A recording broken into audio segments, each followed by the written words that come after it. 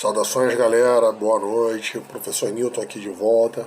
Desculpe se eu já devo estar com cara de cansado, que já é a quarta vez que eu estou gravando esse vídeo para vocês. Sempre dá uma zica, espero que dessa vez não dê. Bom, galera, com o conteúdo que a gente vai falar hoje é sobre a apostila do dia 4 de maio, páginas 9 e 10, né? Que aqui eles essa semana eles resolveram juntar conteúdo de ciência e história e vem falando sobre riscos ambientais. Então, o primeiro texto, inclusive, é riscos ambientais, prevenir é melhor do que remediar. E vem um questionáriozinho aí para responder, né? Eu respondo para a Wanda. Não sei como é que a Wanda tá fazendo isso com vocês, mas aqui o questionário tem muito mais cara de ciência do que de história, então vocês resolvam essa atividade com ela. A atividade que eu vou deixar para vocês vai ser outra. No final do vídeo eu falo com vocês. E eu gostaria de falar um pouco para vocês, né, sobre essa questão aí de risco ambiental, de prevenir melhor que remediar e tal. A gente sabe que estamos todos nessa situação agora por conta de uma doença que está se espalhando, né, pelo mundo inteiro, né? Ou seja, né, mais do que uma epidemia, que é uma doença que se espalha muito rápido por uma área extensa, uma pandemia, uma doença, uma epidemia que alcança vários países. E gostaria de falar, galera, que assim, não é de hoje que a humanidade convive, né? Tem que conviver com doenças infectocontagiosas, né? Doenças, seja elas respiratórias ou não, né? Assim, o relato que eu tenho mais antigo, né, que eu conheço mais antigo de uma epidemia, foi uma praga que assolou Atenas, né, a cidade de Atenas, na Grécia, lá pelo quarto século antes de Cristo, que foi uma praga que ela se espalhou muito rapidamente por conta de que Atenas na época estava em guerra contra Esparta, né? Quem viu aí aquele filme, né, 300 de Esparta, né? Atenas um pouco mais para o norte, Esparta mais para o sul. Nessa época houve uma guerra entre as duas cidades, né? Quer dizer, não envolveu só elas, né? Foi uma guerra que praticamente dividiu a Grécia, né? Lembrando que na época a Grécia ela era dividida em cidades e estados, ou seja, eram cidades que eram como se fosse um país independente, né? Cada cidade tinha seu governo, suas leis e tal. E essas cidades entraram em guerra,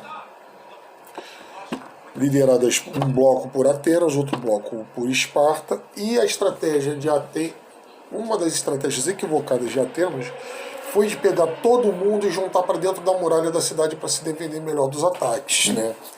Nisso você tem muita gente aglomerada em condições insalubres. Vale a pena lembrar que as cidades gregas não tinham encanamento, né? Não tinham saneamento básico, né? Que é água, esgoto encanado, pelo menos o esgoto encanado, era tudo a céu aberto, e você junta um galerão numa cidade para dentro do muro, você começou a proliferar doenças, matou várias pessoas dessa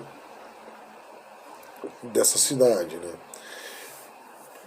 Foi o que hoje nós chamaremos de uma crise sanitária de graves proporções. Então, gente, aí o que acontece? Vamos dar um pequeno salto aqui. Puf. Hidratem-se. Um saltinho aí de uns 1000 anos quase. Acredito que muitos de vocês já devem ter ouvido falar de peste negra, né? Que é o nome popular da chamada peste bubônica, né? A doença ela tem esse nome porque ela dá umas bolhas pretas que exalam sangue e pus, né?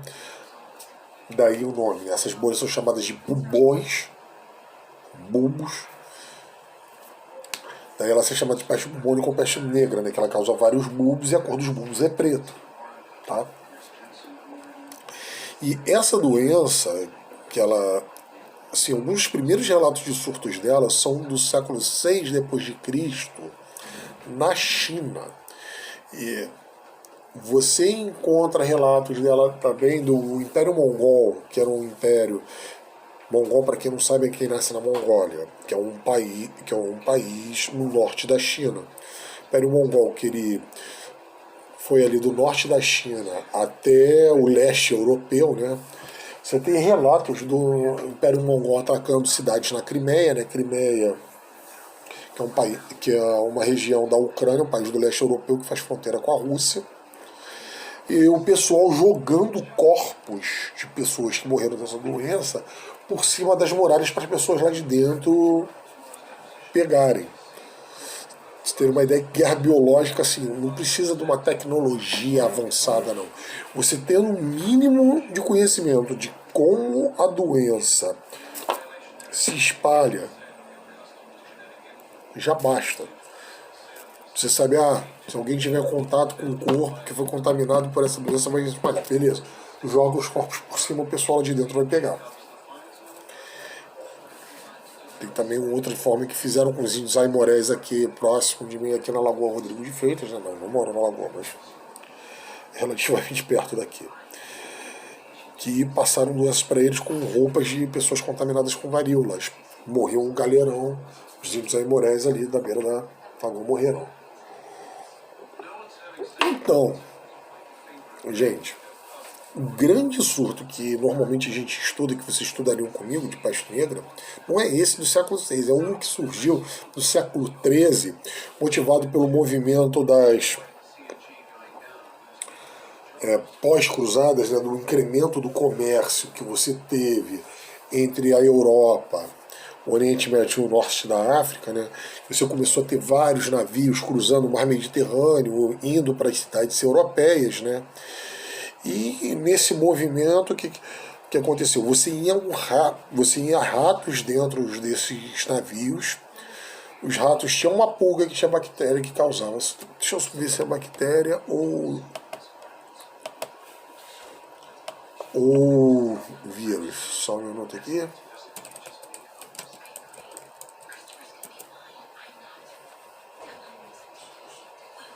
Só um momento.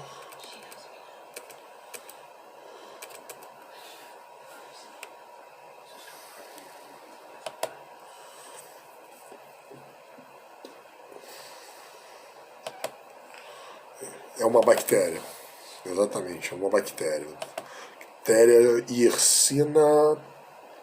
Yersinia pestis. Então, esse rato tem uma pulga que tem uma bactéria, que essa bactéria, pulga, ela transmite para o sangue, tanto do rato quanto do ser humano, que ela picar, que causa a peste bubônica ou peste negra. Então, galera, os ratos que saíram do norte da África, dali da área do Oriente Médio, ali, né, de Jerusalém, de Constantinopla, foram parar na Europa. Eles encontraram na Europa condições ideais para se proliferar. E que condições ideais é essas? Basicamente cidades sujas, com muita gente aglomerada em pouco espaço. Cidades que não têm encanamento, que tem fossa a céu aberto, cidades com muito lixo acumulado, pessoas com péssimos hábitos de higiene, sem hábito de lavar as mãos, sem hábitos de tomar banho regularmente, por aí vai. Isso tudo fez com que a peste negra se espalhasse na Europa por volta do século XIII e você teve uma estimativa de morte entre 75 a 200 milhões de pessoas. Tá? Isso aí num espaço, esse grande surto aí que você teve na Europa, foi num espaço de mais ou menos 13 anos. 13 anos não, desculpe. 3 anos, entre 1347 e 1351. E até se descobrir, gente, elaborou-se muitas teorias, as pessoas achando que era um castigo divino, ou que era uma doença trazida pelos judeus. Infelizmente, às vezes, em surtos assim, as pessoas, a ignorância e o preconceito afloram com muita força, né? Pra terem uma ideia, né? Por conta dessa doença ter começado na China, tem muita gente que chama o Covid-19, né, de vírus chinês. né? Tentando culpabilizar a China por isso, né? Que é um tremendo absurdo. Né? Não que as autoridades chinesas não tenham que tomar suas atitudes, né? Para evitar que se propague, já não é a primeira epidemia que vem de lá, né? Mas, pô, aí você querer castigar, né? Castigar, entre aspas, culpabilizar um povo inteiro por conta disso, aí já é demais. Gente,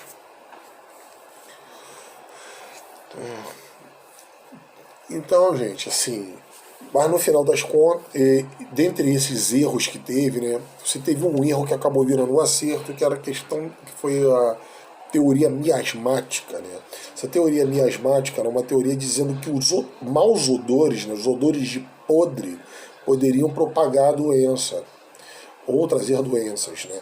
Eu digo que é um erro que foi acerto porque, não, de forma alguma, o cheiro estava relacionado à transmissão da doença ou de outros tipos de doença. Mas a causa do cheiro estava realizada, que era a questão do lixo. As pessoas tentando eliminar os cheiros, esses odores ruins, começaram a ter mais cuidado com o lixo, com os corpos na hora de enterrar, e o que acabou favorecendo que era a verdadeira fonte de contágio. Não era simplesmente o cheiro, né? Era a falta de higiene que criava ambiente propício para que os vetores biológicos dessa bactéria, né, ou seja, né, o que é vetor biológico? É um organismo que ele transmite uma doença. Tipo, não é que ele cause, mas ele tem a causa dentro. Um exemplo clássico de vetor biológico, a Aedes aegypti. O Aedes aegypti em si ele não faz a doença. O que causa a doença é o vírus da dengue, ou da zika, ou da febre chikungunya. Quem causa a doença é o vírus. Mas quem transmite o vírus? O mosquito Aedes aegypti, né? Na verdade, a fêmea do Aedes aegypti. Então, esse mosquito ele é um vetor biológico. Quem era o vetor biológico aí? A gente pode dizer o rato e a pulga. Beleza? Então, gente, esse erro acabou sendo um acerto. Agora, pulando um pouco, a gente tem também uma outra epidemia muito grave que teve aqui no Rio de Janeiro, que foi a epidemia de febre amarela, lá no finalzinho do século XIX para início do século XX. Gente, de novo, o Rio tinha vários problemas que eram parecidos com o que hoje é ou isso que a gente falou de Atenas, que é isso que a gente falou das cidades europeias medievais, né? Saneamento básico deficiente, muita gente aglomerada em pouco espaço, e espaços que não eram salubres, que não eram arejados, que não tinha banheiro para todo mundo, que eram chamados cortiços. Vê se eu acho uma foto aqui, mostro rapidinho com a câmera do meu celular. Só um momento.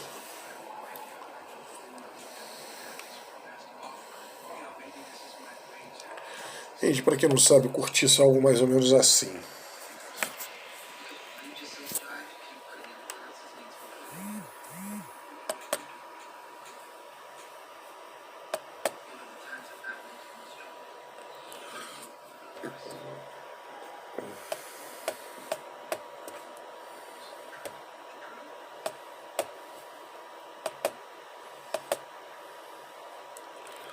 Vocês veem, são prédios com grandes, mas com muitas unidades pequenas, onde vive muita gente. Esses prédios normalmente têm banheiro e tanques coletivos, né? Quem tiver interesse tem um livro do século XIX chamado O Cortiço, que ele relata o dia a dia no cortiço. Ele fala da fila que ficava tanto para o banheiro de manhã quanto com a fila que ficava para as pessoas lavarem roupa nos tanques, né? As pessoas conversando e tal. Então, o cortiço, galera, ele era uma habitação insalubre. Ele tinha todos esses problemas que a gente já vem falando aí desde do século V antes de Cristo. E você ainda tinha uns problemas adicionais, que era o seguinte: o Rio de Janeiro, nessa área, era uma área muito de mangue, era uma área pantanosa, essa área aqui do centro. Você tinha muitos lagoas e tal, você tinha muito mosquito. Gente, para piorar a situação, aqui no Rio, você ainda tinha um porto para lá de ultrapassado. Lá no. Você tinha um porto para lá de ultrapassado, que era o seguinte, que aqui era um dos principais portos do país, as principais fontes de escoamento de café, que era o nosso principal produto. Não é à toa que a primeira ferrovia foi feita aqui para o Rio. Não era só porque aqui era a capital do país, não. Mas também porque aqui eram os principais portos de escoamento do café, que era o nosso principal produto de exportação. E você tinha um porto que você não podia atracar navios grandes. Navios muito grandes tinham que ficar ancorados na Baía de Guanabara. E tanto a carga tinha que ser enviada para lá em embarcações menores, quanto o que eles tinham que desembarcar aqui tinha que ser. Então, juntou isso com uma epidemia de febre amarela, você começou a ter ter governos proibindo barcos de atracarem aqui no Porto do Rio. O que acontece? Aí o presidente Rodrigues Alves, junto com o prefeito daqui, que era o prefeito Pereira Passos, que era engenheiro, mas o secretário de obras Paulo de Fronten e o secretário de saúde, o grande Oswaldo Cruz, exatamente, o da Fiocruz. Quem vê aquele prédio imenso lá na Avenida Brasil, chamada Fundação Oswaldo Cruz, é desse cara que a gente está falando, é esse o Oswaldo, tá? É esse o Cruz do Fiocruz. Então, esses caras começaram a fazer uma série de reformas aqui no Rio, visando deixar o Rio não só mais aprazível, mais bonito, como também mais saudável e moderno. Entre essas reformas que eles foram fazendo, teve o alargamento da Rua Larga, que hoje a gente chama de Avenida Presidente Vargas, da construção da Avenida Central, que hoje a gente chama de Avenida Rio Branco. Você teve a construção ali, quem já foi por um acaso no Teatro Municipal e na Câmara dos Vereadores, aquele pedaço todo foi construído nessa época. Deixa eu só ver aqui, tem uma coisa que sempre me confunde, para eu não falar besteira para vocês, eu vou dar uma outra pesquisada aqui.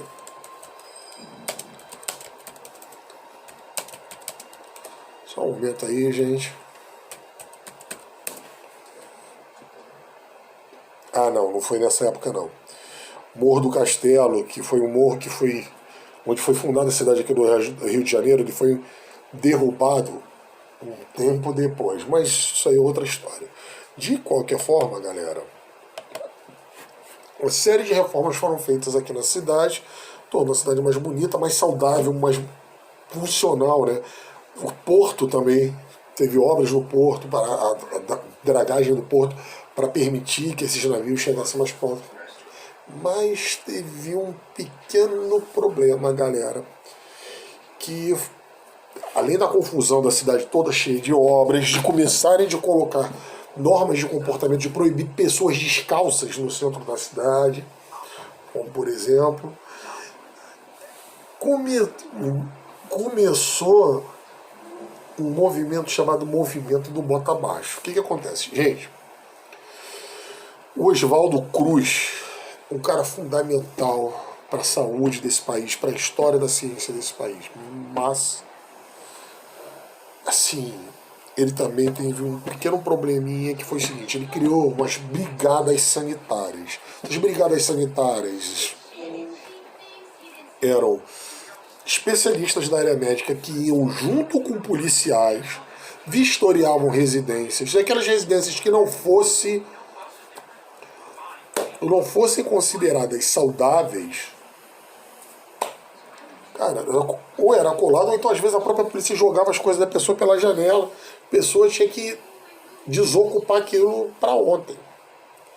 E nisso acabou dando outra força para o processo de favelização aqui da cidade.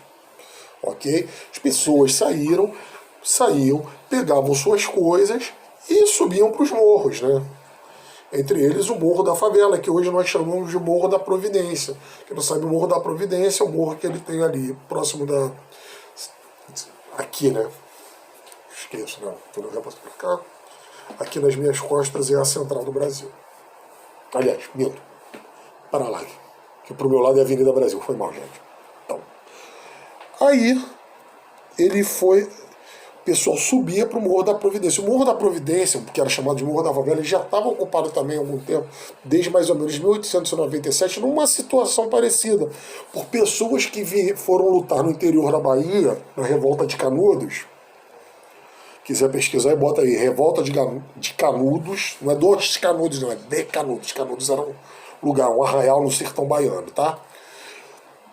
Foram lá, quando voltaram para aqui, para o Rio de Janeiro, não conseguiram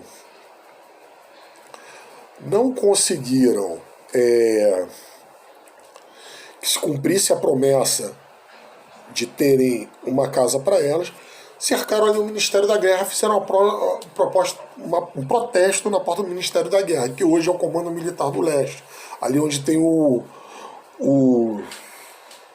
Monumento de Caxias. O Ministério da Guerra, o governo autorizou eles ocuparem então o Morro da Favela, que era ali atrás, que é o Morro da Providência, né?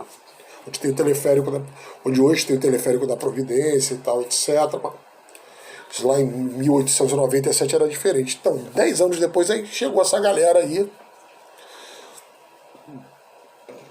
que estava sendo expulsa dos cortiços do centro, foram ocupar lá em outros morros vizinhos, como ali no Catumbi. Catumbi, para quem não sabe, ali atrás da Apoteose, entre outros morros daqui da região do centro, né? O São Carlos, que é aqui do meu lado e tal. Só que aí, galera, para piorar a situação, além desse movimento do bota abaixo, das pessoas serem expulsas, porque suas casas iam ser demolidas e tal, o que aconteceu? Você teve uma campanha de vacinação obrigatória em massa. O negócio ficou tão sério, mas tão sério, que fizeram uma revolta de uma semana de quebra-pau direto aqui nessa área aqui que eu tô.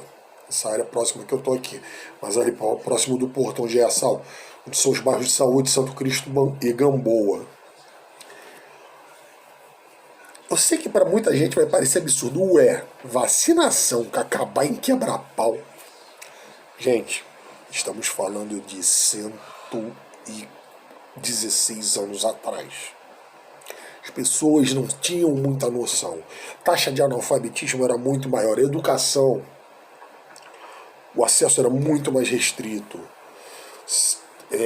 Então, gente, as pessoas não tinham muita noção da vacina. Sem falar que você também tinha uma questão moral aí que incomodava muitas pessoas, que era o fato de que a vacina ela era aplicada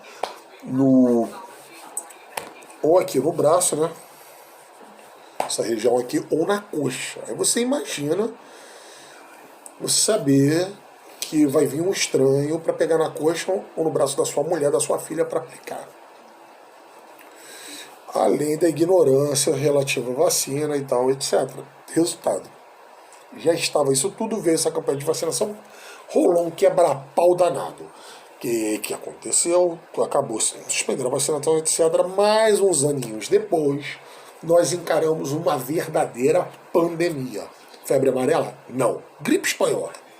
Em 1918, nós tivemos uma crise sanitária bizarra aqui no Rio de Janeiro. Aliás, que ela foi uma crise sanitária que não foi só aqui no Rio, não, gente. Essa gripe, apesar do nome ser gripe espanhola, ela começou nos Estados Unidos, se espalhou na Europa e veio parar aqui no Brasil. Porque o que acontece? Naquela época estava rolando a Primeira Guerra Mundial. Inclusive, o nome gripe espanhola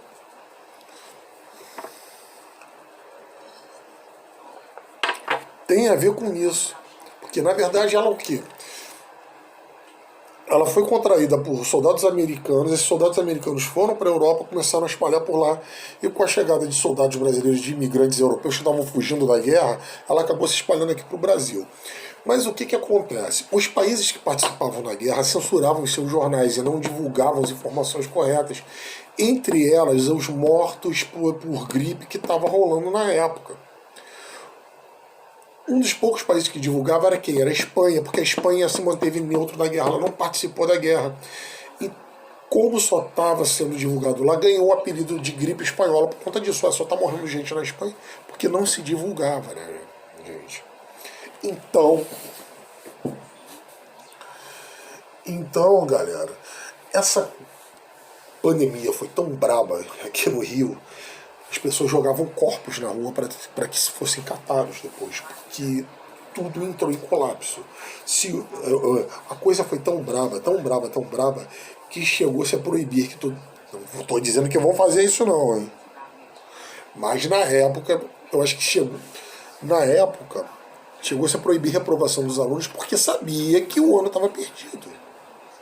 De tanta gente que tinha morrido, que não tinha a mínima condição de ter tido o mínimo de normalidade dadas as proporções da doença que teve na época, que foi muito pior do que a gente tem hoje. Gente, e mesmo essa epidemia que nós estamos tendo agora não é a primeira, tá? 2008, eu não me lembro se você... 2008 não, desculpa, 2009 nós tivemos uma epidemia bem grave de gripe suína, mas que demos sorte de descobrir a cura rápida. Você teve também SARS, você já teve MERS também, que são outras variações são outros coronavírus também. Agora estamos encarando essa e olha, não se iludam, gente. Quando essa aqui acabar, ela vai acabar, a gente vai sobreviver, vamos sair dessa, mas vai vir outra. O diferencial para a gente encarar isso da melhor forma é o que? É a ciência e a informação, gente. Que é o grande recado que eu gostaria de dar para vocês, pessoal. Confiança na ciência e critério na hora de se informar. Vocês viram que com a gripe espanhola, o diferencial que levou até esse apelido foi o quê? Foi justamente a censura das informações que os governos estavam controlando. Então, hoje, é claro que a nossa informação ela é muito maior, o nosso conhecimento tecnológico é muito maior do que lá no início do século XX, galera. Lembrem-se disso. Hoje a gente não depende mais exclusivamente dos jornais, mas a gente precisa checar as informações que vêm pra gente, tá? E acima de tudo, fé na ciência.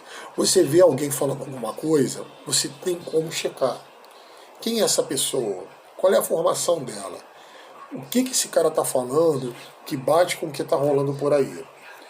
As pessoas falam, não gosto de determinado veículo de comunicação. Beleza. Agora, o que eles estão falando é verdade?